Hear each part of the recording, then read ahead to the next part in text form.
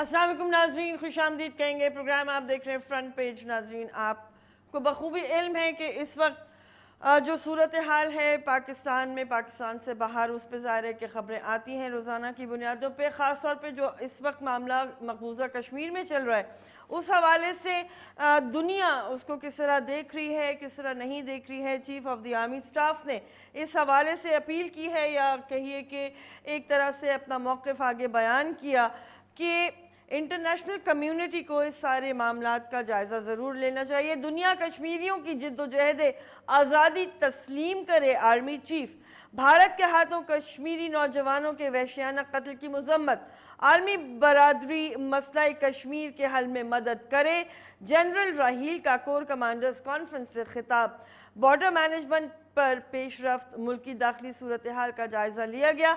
ईद पर अमन व अमान यकीनी बनाने के लिए इंटेलिजेंस कानून नाफिज करने वाले इदारों की कोशिशों को सराहा।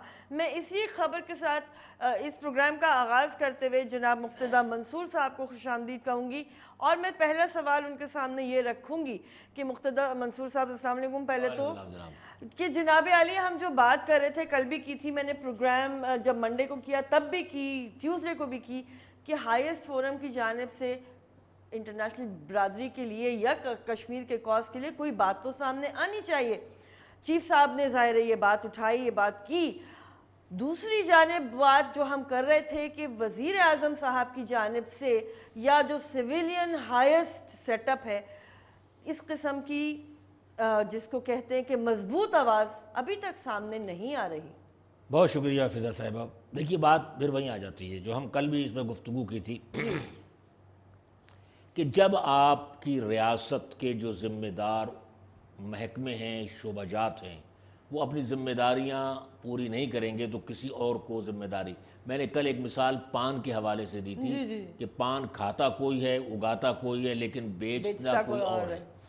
यही मामला हमारी रियासत के साथ है कि जिनको जो काम करना था वो नहीं करते।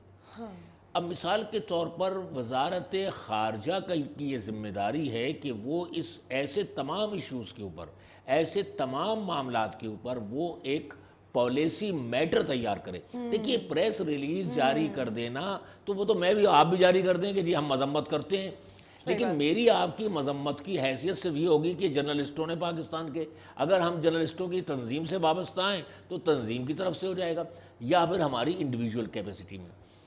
बुनियादी मसला क्या होता है कि जिसकी ज़िम्मेदारी है, एक तो वो। दूसरी बात कल मैंने एक और कही थी, आपको याद होगा, कि हमारे सिफारत खाने, देखिए सिफारत खानों का काम जो है वो वहाँ पर राय आम्मा को हमवार करना होता है। मुझे ये बताइए कि इन 4-5 रोज़ में, जबकि मासूम बच्चों को मारा गया है, मैंने वो वीडियो देखी है, वहाँ तो नहीं चलने दिया जा रहा है, लेकिन जो लोगों ने लिया है और जिस तरीके से वहाँ कत्ल गारतगरी हो रही है, और मैंने कल लफ्ज़ इस्तेमाल किया था नस्ल कुशी का, उसमें हमारे सिफारत खानों ने दुनिया के मुख्तलिफ ममालिक के अंदर क्या इस सिलसिले में सेमिनार किए, क्या उन्होंने वहाँ के मनसूबा साज हलकों के साथ रवाबित किए, क्या वहाँ पर उन्होंने बैठकर इस किस्म की कोई कॉन्फ्रेंस की या कोई राब्ता मुहिम चलाई, आवाम तक बात पहुँचाने की कोशिश की। ऐसा हमें कुछ नज़र नहीं आता। और अगर किया है और नज़र नहीं आ रहा है तो भी गलती है कि आपने अपने मुल्क के अंदर लोगों को क्यों नहीं बता रहे हैं कि जी हम कोशिश कर रहे हैं। दूसरी बात यह कि प्राइम मिनिस्टर साहब एक तो वहाँ पड़े रहे, दूसरी बात यह कि आने के बाद अब वो लाहौर में क़याम पसीर हैं। काबीना का इजलास उन्होंने जुमे को तलब किया है, वो भी लाहौर गवर्नर हाउस के अंदर। इस्लामाबाद जाते हुए उन्हें क्या खौफ आ रहा है, क्या मामलात हैं मुल्क के अंदर? वैसे ही बेचैनी हिजान बपा है। दूसरी तरफ सरहदों पर मामलात है कि हिंदुस्तान के अंदर जो कश्मीर के इलाके में, और फिर उसके अलावा सरहद के ऊपर जो तनाव पैदा हो गया है, खित्ते के अंदर अलग टेंशन है। जो बयानात आ रहे हैं अशरफ गनी साहब के, उस हवाले से भी हमारे पास मामला जिस तरह से, और जो वो कुछ कह रहे हैं उसमें मैं ये नहीं कहता कि वो बेवज़न है, लेकिन उसके वज़न को कम करने के लिए आपके पास क्या वज़न है। बिल्कुल सही। फिर आई ये बात कि अमेरिकन के सेनेटर्स की मीटिंग हुई, जी बिल्कुल, और उन्होंने पाकिस्तान पर सख्त तरीन पाबंदियों की बात की है, बिल्कुल ऐसे ही, और कहा है कि पाकिस्तान ने जो कुछ कहा गया था वो नहीं किया। क्या इसमें वजारत ख़ारजा क्या किरदार, पर प्राइम मिनिस्टर साहब क्या किरदार अदा कर रहे हैं, उनके दो मुशीरान हैं ख़ारजा क्या किरदार अदा कर रहे हैं, दोनों खामोश हैं। तो मुझे जो चीज़ लग रही है वो ये लग रहा है कि ये तो वो एक हमारे कॉलर ने एक दफ़ा कहा था कि मैंने जब कहा था कि ये मुगलिया, तो उन्होंने कहा जी ये मुगलिया भी नहीं है, ये तो उससे भी बदतर कोई चीज़ है। प्रॉब्लम सबसे बड़ी ये है कि क्या आपके अंदर इस्तेदाद है। अब मैं सवालात कर रहा हूँ कुछ, और वो हुक्मरानों से सवालात कर रहा हूँ कि जो गवर्नेंस के लिए बुनियाद होती है कायदाना सलाहियत, क्या आपके अंदर कायदाना सलाहियत है? अगर कायदाना सलाहियत है तो आपने अवाम को उन इश्यूज़ पर कितना मोबिलाइज़ किया और वसाइल को किस तरह मुनासिब अस्तार में इस्तेमाल किया। लोग अब सोशल मीडिया पर जो चीज़ें तस्वीर आ रही हैं उस पर बात कर रहे हैं। डेविड कैमरॉन साहब 10 डाउनिंग स्ट्रीट से निकलते हैं तो अपना फ्रिज लेकर उठाकर खुद रख रहे हैं, इतना भारी भरकम, और यहाँ पर एक जहाज़ खाली जाता है कौन सी कंपनी का, कि जो कंपनी खसारे में चल रही, जिसको आप बेचने की बात करते हैं, उसका 777 जो बोइंग तैयारा है जिसके अंदर 450 मुसाफिरों की गुंजाइश है, वो खाली जाता है और सिर्फ 25 मुसाफिरों को लेकर आता है। सही बात है। उस पर कितने करोड़ खर्च हुए, ये किसकी इजाज़त से हुए, ये किसकी हुक्मरानी में हुए, ये क्यों हुआ, ये कौन सी बादशाहत है? ये तो मेरा ख्याल है कि जहाँ जिन मुल्कों में बादशाहत है और शयूख है वहाँ भी नहीं होगा। फिर मामला ये है कि हमारे वज़ीर दाखिला होते हैं जिनको कि अपनी वजारत से ज़्यादा दीगर मामलात में दिलचस्पी होती है। उन्हें दहशतगर्द मार दिए जाएँ तो उनको नोहा पढ़ने बैठ जाते हैं, लेकिन कश्मीर में लोग मर रहे हैं तो खामोशी है।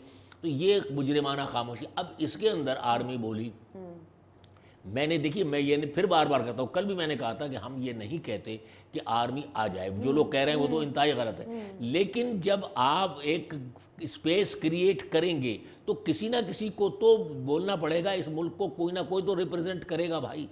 मुक्तदा साहब, क्या इससे ये बात समझी जाए कि हुकूमत ने खुद भी कोई शिकस्त सी तस्लीम कर ली है और ये कह दिया है कि ठीक है भाई ये काम हम देखिए, मसला ये है कि एक चीज़ अंग्रेजी में एक टर्म होती है कि असर्शन, असर्ट करना अपने आप को, कि आपकी जो, देखिए मेरी एक जिम्मेदारी है, अब मैं अगर यहाँ बोलना छोड़ दूँ और आप ही बोलती रहें तो फिर मेरे बैठने का फ़ायदा क्या है? सवाल ये ना कि मुझे आपने बहसीत तजिया निगार बुलाया है ना, तो मैं अगर बोलने की बजाय कहूँगा जी फिजा साहब आप ही बता दीजिए। आप कहते हैं कि जी आर्मी हर चीज़ पे कब्जा, भाई आर्मी कब्जा नहीं कर रही है, आप उसको स्पेस दे रहे हैं, जहाँ जब देते हैं तो वो जा रही है वहाँ पर। इससे एक और तासुर जो बज़ाहिर लग रहा है उभरता हुआ, थोड़ी सी मुश्किल सिचुएशन भी हो सकती है। कुछ नाक़िदीन जो कहते हैं कि जितना भी मसला भारत का हो या पाकिस्तान का, वो इस्टेब्लिशमेंट्स का क्रिएटेड है, अमन के हवाले से या बाहमी ताल्लुकात के हवाले से।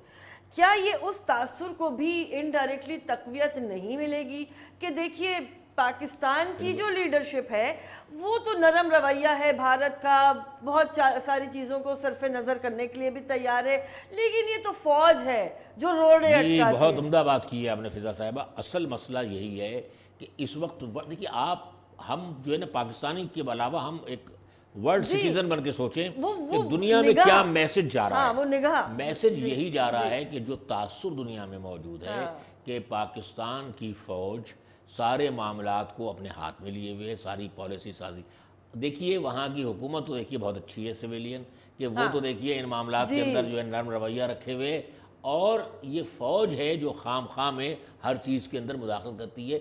आप इस तरह से इदारे भी रुसवा होते हैं। देखिए आप असर्ट कीजिए अपने आप को, अगर फ़ौज की गलत है उसको तरकीद कीजिए बिल्कुल, क्योंकि वो फ़ौज इस मुल्क का इदारा है, किसी बाहर का इदारा नहीं है। लेकिन आपको जो जिम्मेदारियां आइन ने दी हैं, मैं फिर वही बात करूंगा, आप अगर आइन को तस्लीम करते हैं तो आप उस पर अमल करें। खारजा पॉलिसी में दुनिया भर, मैंने अभी मजमून में भी लिखा था कि पेंटागन की, अमेरिका जैसे रियासत पेंटागन की मुशावरत करती है, लेकिन पॉलिसी बनाती कौन है? स्टेट डिपार्टमेंट बनाता है।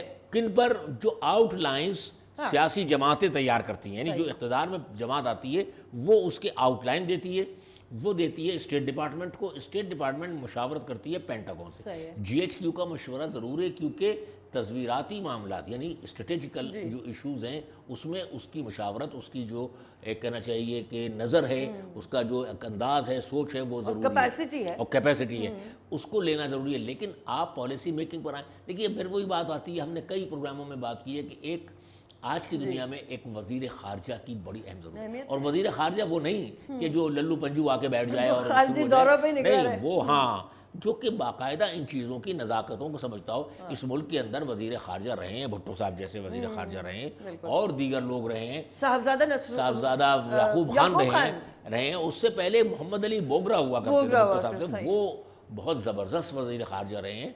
پھر بھٹو صاحب کے بعد ایس ایم ظفر صاحب جو وزیر قانون ہیں یہ رہے ہیں. تو میرا کہنے کا مقصد یہ ہے کہ آپ کے پاس ایک ایسا پڑھا لکھا ایک جو دنیا کی سیاست پر نظر رکھتا ہو شخص کو لائیں اور پھر وزارت خارجہ کو آپ باقاعدہ متحرک کریں اور پھر مشاورت لیں جی ایچ کیو سے. اس طرح سے آپ چھوڑ دیں گے. اب لازمی طور پر جی ایچ کیو بھی تو یوں چھوڑ کے ملک کو نہیں بیٹھ جائے گا نا, کیونکہ کل کو اگر خدا نخواستہ کوئی دفاعی صورتحال پیدا ہوگی تو اس پر الزام آئے گا نا. بالکل ٹھیک ہے جی. کالر ہمارے ساتھ. السلام علیکم جناب. السلام علیکم. وعلیکم السلام. ہاں دیکھیں, میں کشمیر کے بارے میں عرض کرنا چاہتا ہوں کہ تقریباً 70 سال ہونے کو ہیں. جی جی. اس دوران میں دنیا کے کس قدر ملک آزاد ہو چکے ہیں 2-4 سال کی جدوجہد کے بعد ہی. افریقہ کے کتنے ممالک تھے. تازہ ترین مثال ایسٹ تیمور کی ہے. دیکھیں وہاں پہ امریکہ نے, برطانیہ نے مداخلت کر کے ریفرنڈم کرایا, ان کو آزاد کرا دیا. لیکن کشمیر میں ہماری پالیسی اتنی کمزور ہے کہ ہمارے لوگوں کو کچھ پتہ ہی نہیں کہ کیا کرنا ہے. اچھا, جیسے کہ ابھی آپ لوگ وزیر خارجہ کے بارے میں فرما رہے ہیں کہ بھٹو صاحب وزیر خارجہ تھے, پھر یہ ایس ایم ظفر تھے, تو میرا کہنا یہ ہے کہ ایوب خان کے زمانے میں بھٹو صاحب وزیر خارجہ تھے, اور بھٹو صاحب نے جس قداور وزیر اعظم کا کردار ادا کیا, اس کے بعد پاکستان کی کسی بھی حکومت نے کسی قداور وزیر اعظم کو پنپنے کا موقع نہیں دیا. حتیٰ کہ بھٹو صاحب نے بھی کوئی ریگولر وزیر اعظم نہیں رکھا اپنے دور حکومت میں. اس کے بعد کچھ عرصے کے لیے مطلب ضیاء اللہ کا انہوں نے ذہن نورانی وزیر مملکت رکھے, مطلب فل ٹائم وزیر خارجہ رکھا ہی نہیں. کسی کچھ ہینا ربانی کو رکھا, لیکن ان کو بہت تھوڑے عرصے کے لیے. تو پاکستان کے جو حکمران ہیں, خاص طور ابھی نواز شریف صاحب نے بھی کسی کو وزیر خارجہ نہیں رکھا ہوا ہے. یہ وزیر خارجہ سے گھبراتے ہیں کہ وہ وزیر خارجہ کے جو ہے نا وہاں تعلقات قائم ہو جائیں گے, امریکہ سے تعلقات قائم ہو جائیں گے, برطانیہ سے ہو جائیں گے, تو وہ کل کو وہ ہماری جگہ لے لے گا. تو یہ بہت خوفزدہ ہیں وزیر خارجہ کے کردار سے. تو جب تک پاکستان کی کوئی خارجہ پالیسی مرتب نہیں ہوگی تو کشمیر کا مسئلہ اسی طرح لٹکا رہے گا. بالکل صحیح, بہت شکریہ. بات صحیح ہے آپ کی, تسلسل ہی قائم نہیں رہا. بات کہہ دوں میں جی, بھٹو صاحب کو چونکہ یہ گھمنڈ تھا یا ان کو یہ تفاخر تھا کہ میں بہت اچھا وزیر خارجہ رہا ہوں, تو وزارت خارجہ, لیکن انہوں نے وزارت خارجہ کے ریٹائرڈ سیکرٹری عزیز احمد کو وزیر مملکت ضرور رکھا تھا. مطلب انہوں نے یہ نہیں رکھا تھا کہ چھوڑ دیا بالکل خالی ہو. آپ میاں صاحب تو وزارت خارجہ کی الف بے سے واقف نہیں ہے, آپ کو تو کم سے کم ایک وزیر خارجہ. اب خوف کیا, جو انصاف نے بات کی کالر نے, خوف یہ ہے کہ وزیر خارجہ دوروں پر جاتا ہے, اس کے بنتے ہیں کیونکہ بھٹو صاحب کا معاملہ ہے تو وہ مقبول ہو جاتا ہے عوام کے اندر اور وہ تختہ الٹ سکتا ہے. تو انہیں خطرہ یہ ہوتا ہے کہ وزیر خارجہ کہیں جو ہے ہمارے کل کو تختہ نہ الٹ دے. عجیب و غریب سچویشن ہے, مطلب صرف ذاتی مفاد ہی مقدم چلا رہا ہے. کچھ نہیں ہے. ملک کا مفاد, قومی مفاد, یہ سب چیزیں بیکار ہو گئی ہیں لوگوں کے سے کہ ہماری ذات کیا ہے, ہمارا کاروبار کتنا چلتا ہے, ہمارا کاروبار کتنا پنپتا ہے, اور ہماری ذات کتنی جو ہے وہ پروجیکٹ ہوتی ہے. بالکل ٹھیک ہے جی. دوسری خبروں کی جانب بڑھتے ہیں. ایک اور جو اہم خبر اس وقت تمام اخبارات میں موجود فرنٹ پیجز پہ, غیر فعال الیکشن کمیشن برداشت نہیں, چیف جسٹس. یہ روزنامہ جنگ کی آج کی سرخی, حکومت اپوزیشن میں دوستانہ میچ, آئینی ذمہ داریاں پوری نہیں کی جا رہی, ارکان کی عدم تقرری پر سپریم کورٹ کا از خود نوٹس. جو مردم شماری 2008 میں ہونا تھی وہ تاحال نہیں ہوئی. یہ معاملہ 6 ماہ تک نہیں دیکھیں گے. جو کام کرنے کے ہیں ان پر حکومت کی توجہ نہیں, ہیلے بہانوں سے کام چلایا جا رہا ہے. اور یہی بات بالکل ایگزیکٹلی ہم بات جو کر رہے تھے یہی بات ہے. اچھا, چیف جسٹس صاحب نے سو موٹو لیا اس معاملے پہ, اور میرا خیال ہے کہ درست لیا. آپ کیا کہیں گے؟ دیکھیے, آئین کے اندر لکھا ہے کہ الیکشن کمیشن کے تمام عہدے 45 دن سے زیادہ خالی نہ نہیں رہیں. رہ سکتے. اب میرا خیال ہے کہ 45 دن سے زیادہ عرصہ ہوا. میرا بھی خیال ہے. جی ہاں, یہ بات اصل میں نے بہت پہلے, آپ کو یاد ہوگا کہ ہم نے رمضانوں سے بھی پہلے اس پر گفتگو کی تھی. بالکل. مسئلہ پھر میں ریپیٹ کر رہا ہوں تاکہ لوگوں کو ذہن میں آ جائے. یہ جو لوگ ریٹائر ہو رہے ہوتے ہیں ان کی پوری ایک جو ہے وہ کیبنٹ ڈویژن پہ جاتی ہے ایسٹیبلشمنٹ ڈویژن سے. ایسٹیبلشمنٹ ڈویژن کے بعد پورا ریکارڈ ہوتا ہے کہ کس کو کہاں کب ریٹائر ہو کے ہٹنا ہے. وہ کیبنٹ ڈویژن کو دیتے ہیں, اور کیبنٹ ڈویژن اگر وہ یعنی وزیر اعظم سے متعلق ہو, اور اگر وہ پارلیمنٹ سے متعلق ہو تو پارلیمنٹ کے سیکریٹریٹ کو بھیجتے ہیں کہ یہ لوگ آ جائیں. سوال پہلا تو یہ ہے کہ ان کی ریٹائرمنٹ سے 1-2 مہینے پہلے ہی اس ایکسرسائز کو کیوں نہیں کیا گیا. نمبر 1, یہ آپ کی استعداد کو, آپ کی نااہلی کو ظاہر کرتا ہے میرے حکمرانوں کی عمادت کے ساتھ. نہیں صحیح کہہ رہے ہیں بالکل. نمبر 2, کاش کے میتی ہے ہوتی ہے. دوسری بات یہ کہ جب وہ ریٹائر ہو بھی گئے اور آپ کو چلیے کسی وجہ سے کوئی سقم رہ گیا تھا، کسی نے نہیں بتایا، نہ پہنچی بات، تو فوری طور پر اس کے اوپر ایکشن کیوں نہیں لیا گیا؟ یعنی آپ اگر بیمار بھی تھے تو آپ جہاں پر تو کام چل رہا تھا نا، آپ نے بعد میں اسحاق ڈار کو ذمہ داری دی، اسی وقت دیتے کہ جی آپ رابطہ کیجئے، آپ اپنے نام بنائیں، ان سے کہا جاتا کہ جی اپوزیشن اپنے نام لائے دے۔ اب یہ کہ 45 دن گزر گئے، رمضان بھی گزر گئے، آپ آرام سے آپ نے اپنا آپریشن بھی کرا کے خوش و خرم آپ واپس بھی آ گئے، ابھی تک وہ معاملہ، تو لازمی طور پر سپریم کورٹ تو یہ بات کہے گی، اور الیکشن کمیشن ایک اہم ادارہ جس کی وجہ سے بہت سے مسئلے رکے ہوئے ہیں۔ ابھی بات ہوئی تھی تو انہوں نے کہا جب تک کہ یہ اراکین کی تعداد پوری نہیں ہوگی میئر اور ڈپٹی میئر کے، اب مسئلہ یہ ہے کہ خدا نہ خواستہ وہ تو ناکام ہو گئی اس کی کوشش گوئی، اگر بارش ہو جاتی تو کراچی تباہی کو ہوتا، کراچی کے اندر کوئی میئر نہیں، کون ذمہ دار ہوتا؟ کالر ہمارے ساتھ ہیں، السلام علیکم۔ وعلیکم السلام، جناب اشرف قدوائی بات کر رہا ہوں۔ فرمائیے۔ مقتدرہ منصور صاحب کے لیے ایک شعر عرض ہے جی کہ کچھ لوگ اپنی بقا کی خاطر قحط پڑتا ہے تو کھلیان جلا دیتے ہیں۔ ہمارے حکمران یہی کر رہے ہیں، سب کچھ رہ گیا وزیر اعظم صاحب کا کہ وزیر اعظم صاحب نے تو اقتدار چھوڑنا نہیں ہے، انہوں نے تو کان پکڑ کے ان کو جب نکالا جاتا ہے تو پھر یہ جاتے ہیں، ویسے تو جاتے نہیں ہیں۔ دوسری چیز یہ کہ میں آپ کی توجہ لاڑکانہ کے واقعے کی طرف دلانا چاہتا ہوں کہ کل رینجرز نے کارروائی کی تھی جس میں وزیر داخلہ سندھ کے بھائی بڑے اثر و رسوخ کے ساتھ ملوث ہوئے، ٹی وی پہ بھی لائٹیں چلی۔ جی بالکل بات کرتے ہیں۔ رہ گیا سوال یہ کہ جی آپ مجھے بتائیں کہ ایک پچھلے وزیر داخلہ تھے جناب ذوالفقار مرزا صاحب، جنہوں نے بڑے تڑم اس سے کھڑے ہو کے ٹی وی کے اوپر بولا کہ امن کمیٹی میری بنائی ہوئی تنظیم ہے، میں نے 3.5 لاکھ اسلحہ لائسنس شادیوں میں گولیاں چلانے کے لیے نہیں دیے گئے۔ یہ اسٹیٹمنٹ کیا رینجرز یا آرمی چیف کی نظروں سے نہیں گزرتے؟ ٹھیک ہے، بات کرتے ہیں۔ جی بہت شکریہ خدوائی صاحب، بریک کے لیے کہا جا رہا ہے، واپس آئیں گے تو اور خبریں بھی ہوں گی، اور یہ جو الیکشن کمیشن کے حوالے سے خبر ہے اس پہ بھی میں ایک سوال کروں گی جناب مقتدیٰ منصور صاحب سے۔ بریک لیں گے، پروگرام آپ دیکھ رہے ہیں فرنٹ پیج۔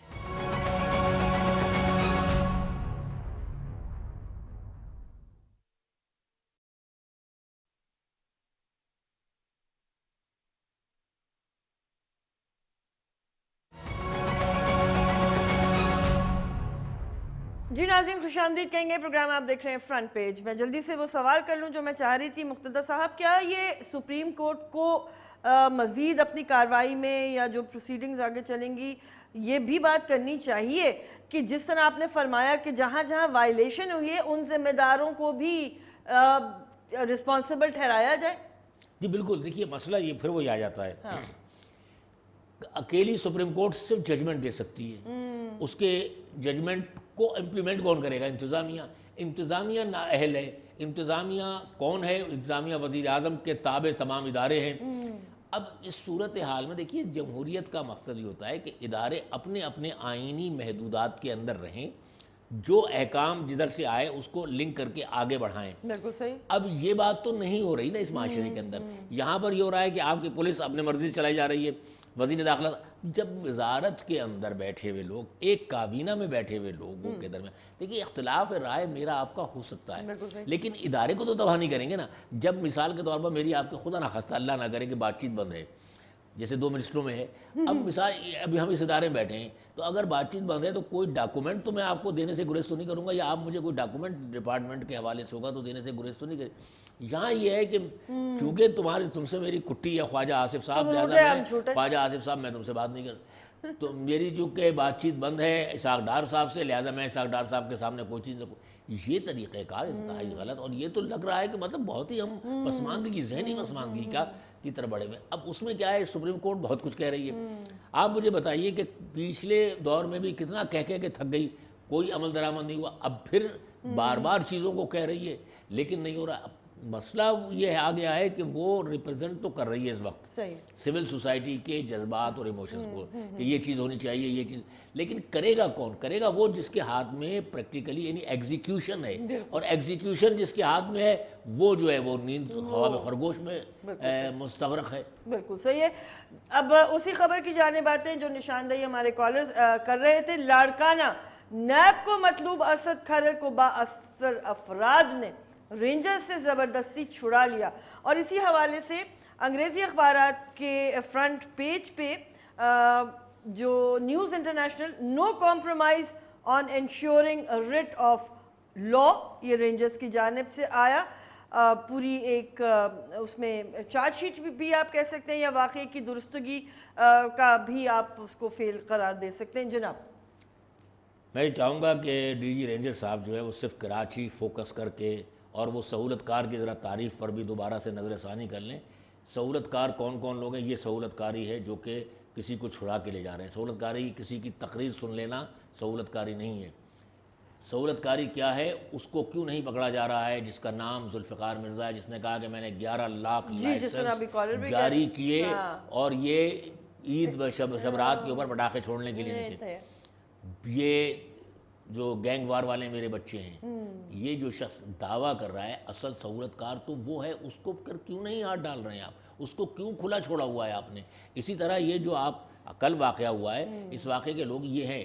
अगर आप दोबारा से डिक्शनरी खोल कर देख लें तो ये आते हैं लोग सहूलतकार के अंदर, तो समझ लें भाई इन चीज़ों को तवज्जो दे लें, वरना खाम में जो है मसाइल जो हैं वो उलझते चले जाएंगे। इन चीज़ों को समझना चाहिए कि ये है असल चीज़, कि जो लोग करप्ट लोगों को, बदनुमा लोगों को, और अब तो ये यानी फ्यूडल शाही जो है एक बड़ा मसला बन गई है कि जिसको चाहे अपनी मर्ज़ी से आप छुड़ा लें, आपको गिरफ्तार नहीं होने देंगे, ये नहीं होने देंगे। कानून का अमलदारी अगर करानी है तो अब उस वज़ीर दाखिला को भी आप लाएं जो बैठा हुआ है बेशक, और उसको लेकर आएँ, तब पता चलेगा कि आप वाकई में गैर जानिबदाराना तौर पर काम कर रहे हैं। बिल्कुल ठीक है जी। उज़ैर बलोच भी पता नहीं कहाँ है। नहीं, किसी का कुछ पता नहीं है भाई, सिर्फ जो एक तरफा चीज़ें चल रही हैं। बिल्कुल सही है। आगे बढ़ेंगे। वज़ीर आज़म साहब फरमाते हैं, फजलुर रहमान की शरीफ बरादरान से मुलाकात, धरनों की सियासत नहीं मानते, मसाइल का हल मुज़ाकरात हैं। वज़ीर आज़म साहब कश्मीर कॉज की हिमायत जारी रखेंगे। बर्बरियत और इंसानी हुकूक की पामाली से मकबूजा कश्मीर के अवाम की आवाज़ नहीं दबाई जा सकती। इतनी रिवायती पूरी स्ट्रक्चरिंग होती है जुमलों की कि मेरा ख्याल है पाकिस्तान में रहने वाले वो बच्चे जो पाकिस्तान मुताला पाकिस्तान का पर्चा हल करते हैं, साल हर साल से इसी तरह के जवाबात अपने आंसर शीट्स पे लिखते चले आ रहे हैं, कोई तब्दीली नहीं है। वही मसला है ना। मतलब देखिए, आप यहाँ पर आज भी वही अशराफियाई सियासत है। जो इक़दामात किए जा रहे हैं, उन इक़दामात के अंदर भी जो है आपको जो कमज़ोर है उसको तो गला दबा दिया जाता है, लेकिन जो ताकतवर है वो बंदा छुड़ा के ले जाता है। जूनियर क्लर्क ही क्यों ना हो, करोड़ों का उसने धांधली क्यों ना की हो, कोई उसको पूछने वाला नहीं होता है। यही हाल मौलाना फजलुर रहमान साहब का है कि जब चाहें हर हुकूमत से उन्होंने फ़ायदे हासिल किए, कश्मीर कमेटी के चेयरमैन रहे, लेकिन धेले का काम करके नहीं दिया।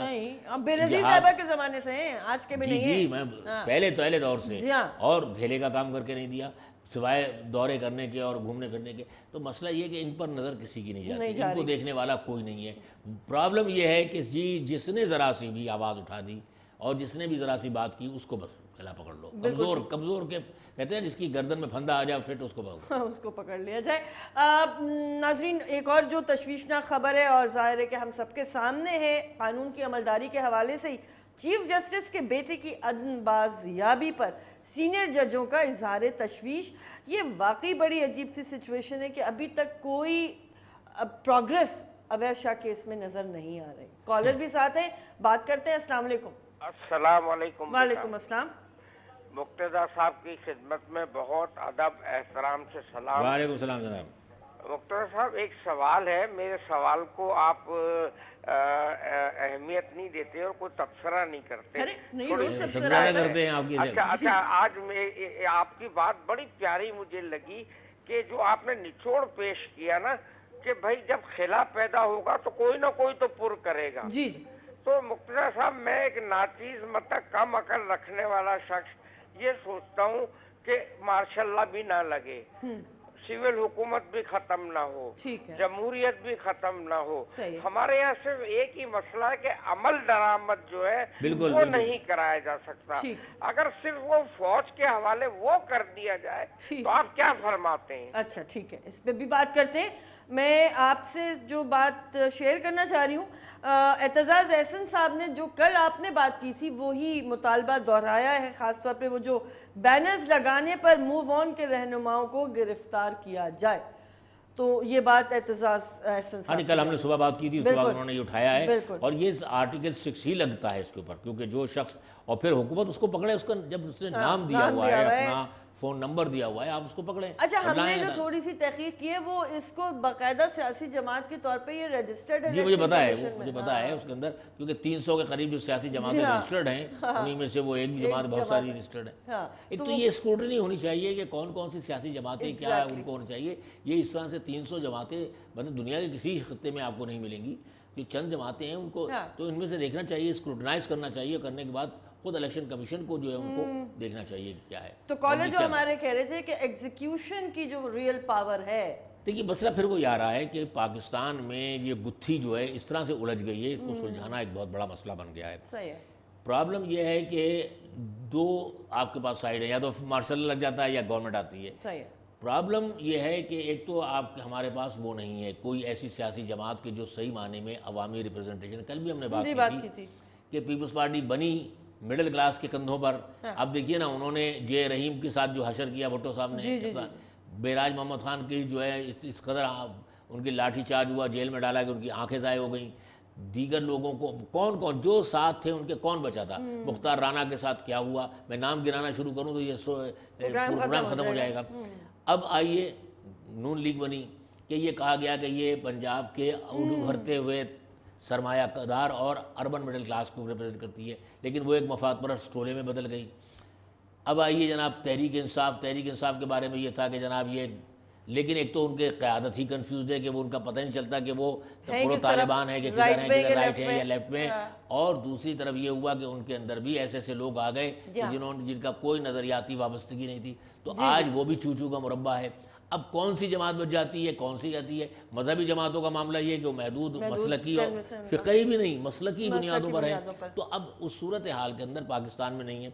پھر جو لوگ بیٹھے ہوئے ہیں ان کے اپنے مفادات ہیں. کل آپ نے جو سوال مجھ سے کیا تھا کہ جی ان کے بچے پڑھ کر آتے ہیں بڑے وڈیروں کے، لیکن مسئلہ یہ کہ جو مراد مل رہی ہوتی ہیں ان مراد کے اندر وہ کب چاہیں گے کہ یہ مراد جائیں. تو اب یہاں پر وہ اسٹیٹس کو توڑنے کی ضرورت ہے. اب یہ اسٹیٹس کو کیسے ٹوٹے گا، یہ جواب لوں گی میں بریک کے بعد. ناظرین واپس آئیں گے، پروگرام آپ دیکھ رہے ہیں فرنٹ پیج.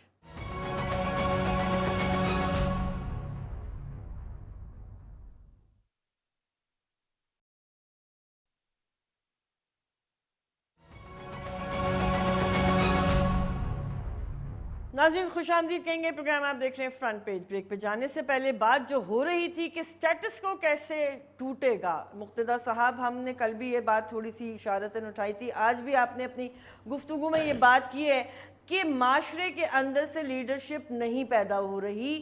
وہ جب تک سامنے نہیں آئے گی ظاہر ہے کہ معاملات جس طرح آپ نے نشاندہی کی تعطل کا شکار ہی رہیں گے. کیا فرمائیں گے؟ دیکھیے ایک چیز ہوتی ہے کمیونٹی موبلائزیشن. کمیونٹی کیا ہے؟ پہلے تو یہ ہوتی ہے چند افراد جو کسی خاص مقصد کے تحت اکٹھے ہوں یا ان کے کوئی خاص اقدار کے تحت ہوں. مثلا تو محلے کے لوگ ہیں، ان میں مختلف زبان بولنے والے، مختلف عقیدہ رکھنے والے ہوتے ہیں، لیکن وہ محلے کے بنیاد پر ایک ایجنڈا ہوتا ہے کہ جی اپنے محلے کو ترقی دینی ہے، صفائی ستھرائی کرنی ہے. یا پھر کسی کمیونٹی بنیاد ایک اور بھی بنتی ہے، جیسے کہ کسی پروفیشن کے حوالے سے، مطلب وکلا ایک کمیونٹی کہلائیں گے، جو صحافی ہیں ایک کمیونٹی کہلائیں گے، ٹریڈ یونین ہے وہ بھی ایک کمیونٹی کی شکل ہے. تو آج کی دنیا میں ایک اور چیز کانسیپٹ آیا ہے کہ کمیونٹیز جو ہیں وہ اپنے اپنے طور پر جو ہے وہ موبلائز ہوتی ہیں، وہ متحرک ہوتی ہیں اور وہ ان ایشوز کو لیتی ہیں اور پھر وہ انہیں بڑے پیمانے پر لے کے جاتی ہیں. پھر فارمیشن ہوتی ہے پولیٹیکل پارٹی کی. اب پولیٹیکل پارٹی کی فارمیشن آسمان سے اترنے والی نہیں ہوتی جس طرح سے کہ میرا دل چاہا میں نے پارٹی اناؤنس کر دی، بلکہ مجھے جواب دہی کرنا پڑتی ہے. دنیا میں آج ان بنیادوں پر بن رہی ہے. تو اب جو ہے دیکھیے محلوں کی بنیادوں پر جو معاملات ہیں، جو وہاں پر لوگ آتے ہیں، اچھا اس میں لوکل گورننس ایک بہت بڑا کردار ادا کرتی ہے کہ وہاں سے جو یہ کونسلر آتے ہیں ان کی ایک ایبلٹی بلڈ ہوتی ہے چھوٹے لیول پر کام کرنے کی، پھر وہ آگے بڑھتے آتے ہیں. ان میں سے جو بعض اہم ہوتے ہیں تو لوگوں کی نظروں میں آتے ہیں کہ ان کے اندر کیپیسٹی ہے، وہ انہیں مزید آگے بڑھتے ہیں، وہ صوبائی اور صوبائی سے قومی میں. بالکل صحیح ہے. تو کمیونٹی کے اندر چند چیزوں کی ضرورت ہوتی ہے کمیونٹی کے اندر. پہلی بات تو یہ ہے کہ وسائل جو کمیونٹی کے ہیں وہ اس کو کیسے استعمال کیا جائے. حکومت کے پاس اگر وسائل سے ہٹ کر یا حکومت کے وسائل کو استعمال کر بہتر انداز میں استعمال کرنے کے لیے کیسے رائے دی جائے، یعنی دو طرفہ. اب اس میں دو تین طرح کے ہیں، جیسے کہ عیدی ٹرسٹ ہے جی جی وہ لوگوں سے چندہ لے کر وہی کام کر رہا ہے جو حکومت کو کرنا چاہیے تھا. مطلب ایمبولینس سروس جو ہے وہ حکومت کی ذمہ داری ہونی چاہیے, لیکن حکومت نہیں پرووائڈ کر سکی تو اس نے جو ہے وہ جا بے جا پرووائڈ کی. پھر شیپا صاحب آ گئے. اسی طرح انصار برنی ٹرسٹ ہے جو کہ کام کر رہا ہے جیل کے امن فاؤنڈیشن ہے, امن بہت سارے اور فاؤنڈیشن ادارے بھی ہے. ہیں. پھر آپ دیکھیے کہ یہ جو SIUT ہے جی جی وہ بھی چندے پر چل رہا ہے. تو اس میں ہوتا ہے اور لوگ دیتے ہیں. جب ٹرسٹ ہو جاتا ہے قائم, ایک اعتبار ہو جاتا ہے, لیکن یہ پھر وہ حکومت نہیں ہوتی. میں پھر آپ سے عرض کروں گا کہ ان کا وہ جو لیول ہے وہ جو حکومت فیصلے کرتی ہے وہ لیول نہیں ہوتا. لیکن اگر کمیونٹی کے اندر پہلی بات تو یہ ہے کہ جب آپ لوگ اکٹھے ہوتے ہیں تو ان میں دیکھنا چاہیے کہ لیڈرشپ کیا ہے. پھر اس کے اندر ہمیں دیکھنا پڑتا ہے کہ ان کی تنظیمی صلاحیت کیا ہے, وہ آگے بڑھیں اور بڑھ کر اس کو لائیں, اور پھر کیا کیا ایشوز ہیں, مسائل کیا ہیں, ان مسائل کو کس طریقے سے آپ جو ہے وہ موبیلائز کر سکتے ہیں, ان کو آگے لوگوں کو کر سکتے ہیں. تو وہ چھوٹے پیمانے پہ اٹھتا ہے اور وہ پھر ایک بڑی پارٹی کی شکل اختیار کر جاتا ہے. اب ہو کہہ رہا ہے, یہ جو ایک فرق آپ نے بات کی, یہ بڑی اہم بات ہے. پاکستان میں جو پولیٹیکل پارٹیز ہیں وہ ایک ایلیٹ کلچر ہے, یعنی جو اشرافیائی کلچر کے لوگ ہیں جن کو کہ بستیوں کا نہیں معلوم.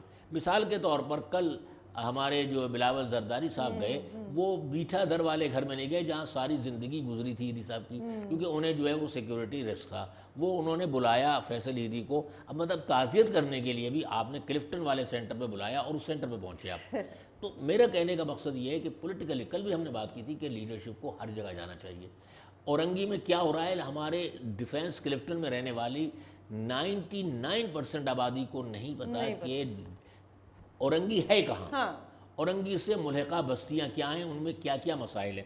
اب یہ لیڈرشپ جب وہاں نہیں جاتی, اور وہاں جو لوگ کر رہے ہیں, چیزوں کو سمجھ رہے ہیں, دیکھ رہے ہیں, کام کر رہے ہیں, وہ ان کی کوئی سے نہیں ہے اس کے اندر, یعنی منصوبہ سازی میں ان کا کوئی حصہ نہیں ہے. تو جب تک کہ کمیونٹیز موبیلائز نہیں ہوں گی, پروفیشنل باڈیز متحرک نہیں ہوں گی دنیا بھر کے اندر. میں ایک صاحب کی مثال دوں گا, لیری ڈائمنڈ, امریکہ کے ایک اسٹیٹ ڈپارٹمنٹ میں ہوتے تھے, ویسے تو پڑھاتے تھے وہ, لیکن اسٹیٹ ڈپارٹمنٹ میں 1980 کے عشرے میں رہے ہیں. انہوں نے 6 ملکوں کا افریقہ کے دورہ کیا, اور ان میں تنزانیہ, چاڈ اور یہ تمام ممالک تھے.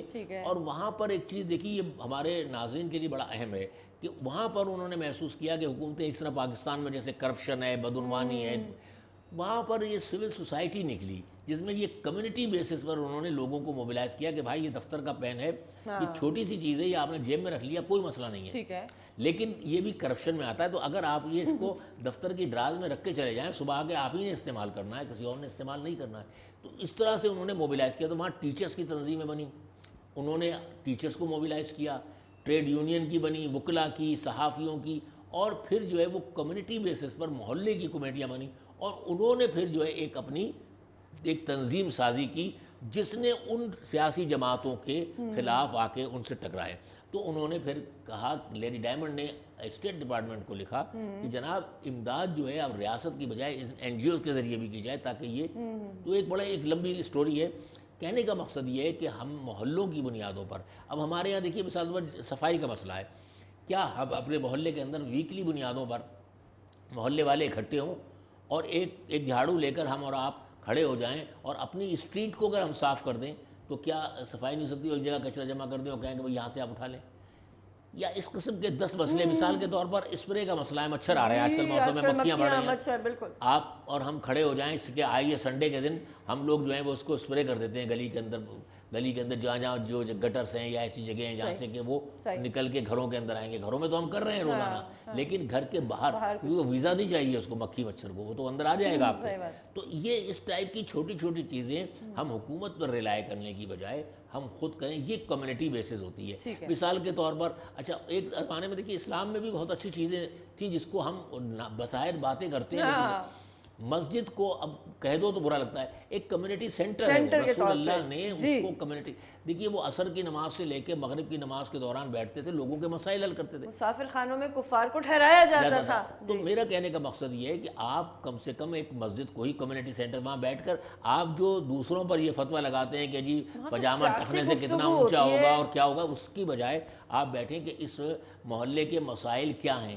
اور دیکھیے مولوی نے بھی اپنے آپ کو اس سوسائٹی سے الگ کر لیا ہے, وہ صرف اپنے آپ کو موافق الفطرت ایک مخلوق سمجھتا ہے، وہ کہے کہ محلے کے اندر مسائل کیا، ان پر گفتگو کرے جمعے کے خطبے کے اندر کہ جی یہ مسائل ہیں، یا بچوں کو کہ یہ پرابلمس آ رہی ہیں، نیوٹریشن کا یہ پرابلم ہے، اور اس کے ساتھ جڑ جائیں، کیونکہ وہ 5 وقت لوگوں کے ساتھ انٹریکشن میں بالکل صحیح ہے جی، جو پیش امام ہے، تو اس کی بھی ہمیں ایک میرا خیال ہے کہ ایک تربیت کا سلسلہ ہونا چاہیے کہ اس کی یہ تربیت کی جائے کہ جی آپ جو ہیں اسلام کے ساتھ لنک کریں ان ایشوز کو کہ جو ڈیلی لائف کے اندر لوگوں کے ساتھ ہیں. مثلا بےایمانی مت کرو، مثلا یہ جو آپ تیل بیچ رہے ہو اس تیل کے اندر جو ملاوٹ ہے اس سے لوگوں کی صحت خراب ہو رہی ہے. جماعت ختم ہونے کے بعد جب آپ ہال سے نکلتے ہیں تو پنکھا اور لائٹ ہی بند کر دیں. یہ تو یہ ہمارے ساتھ کالر ہے. السلام علیکم.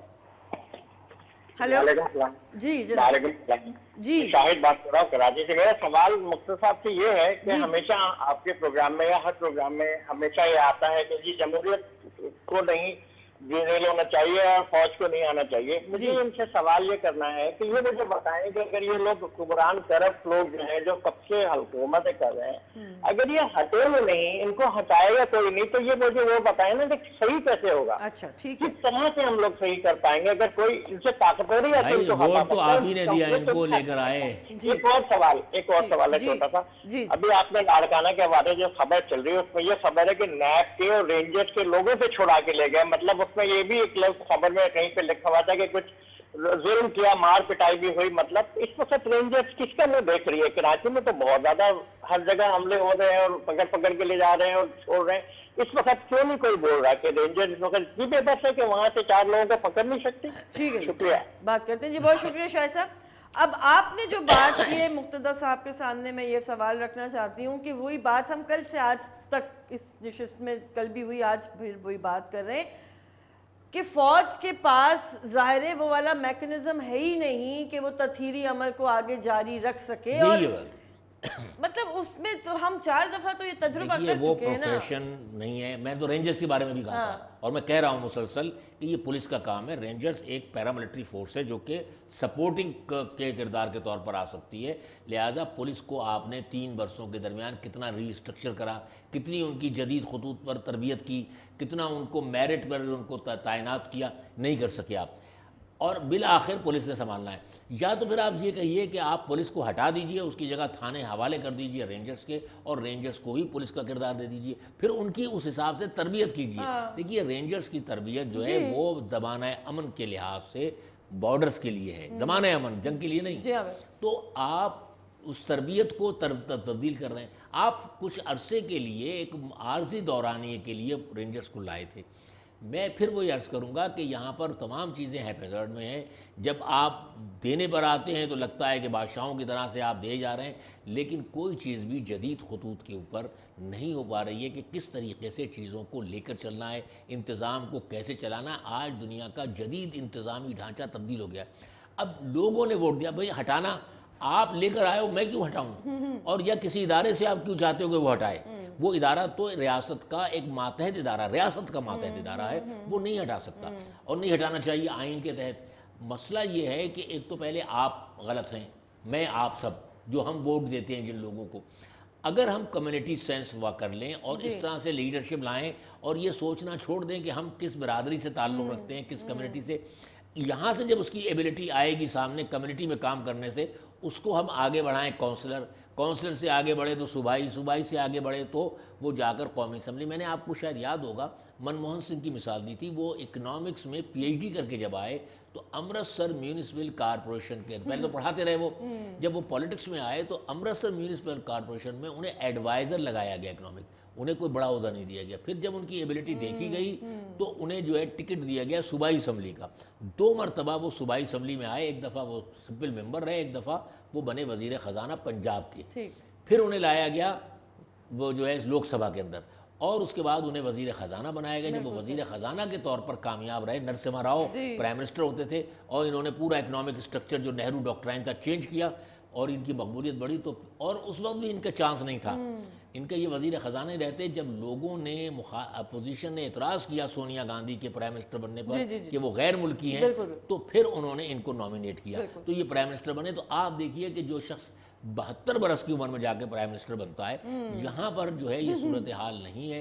यहाँ वज़ीर बनने के लिए वो तजर्बा जो चाहिए नीचे से खिदमत करते हुए आने का, लोगों तक इंटरेक्शन का, वो नहीं है। तो हम जब तक कम्युनिटी के सेंस को डेवलप नहीं करेंगे, कम्युनिटी के मामलात को नहीं उबारेंगे, कम्युनिटी से लीडरशिप नहीं लाने की कोशिश करेंगे, हमारे मामलात इसी तरह उलझे रहेंगे। हमारे ऊपर चाहे वो सियासी क़यादत हो वो भी आसमान से उतर के आ रही है, चाहे वो जो है गैर सियासी क़यादत हो वो भी आसमान से ऊपर से आ रही है ना। ये नीचे से निकल कर जो आने का तसव्वुर है ये कम्युनिटी के साथ होगा। और कम्युनिटी के बहुत सारे उसके अंदर है कि फ़ौरी फ़ैसला करने की सलाहियत है या नहीं है, क्योंकि बाज़ औक़ात एक ऐसी हंगामी सूरत हाल आ जाती है जिसके अंदर आपको देखिए आम हालात में मैं और आप तो बड़े अच्छे फैसले कर लेते हैं, लेकिन बाज़ औक़ात जो हंगामी हालत पैदा होती है उसमें जो फैसला होता है, फ़ौरी फैसला, वो कहलाता है आपकी लीडरशिप एबिलिटी। तो ये तमाम चीज़ें जो है बड़ी अहम है। बहुत शुक्रिया मुक्तदा मंसूर साहब ने बड़ी तफसील से इस मामले की जानिब निशानदही की कि माशरा साजी की कितनी अशकाल हुआ करती हैं और कितनी मुश्किल से ये काम सरअंजाम पाता है। इस मौजू को भी वक्तन फ़वक्तन आपके सामने लेकर आते रहेंगे। प्रोग्राम देखने का शुक्रिया। प्रोग्राम आप देख रहे थे फ्रंट पेज।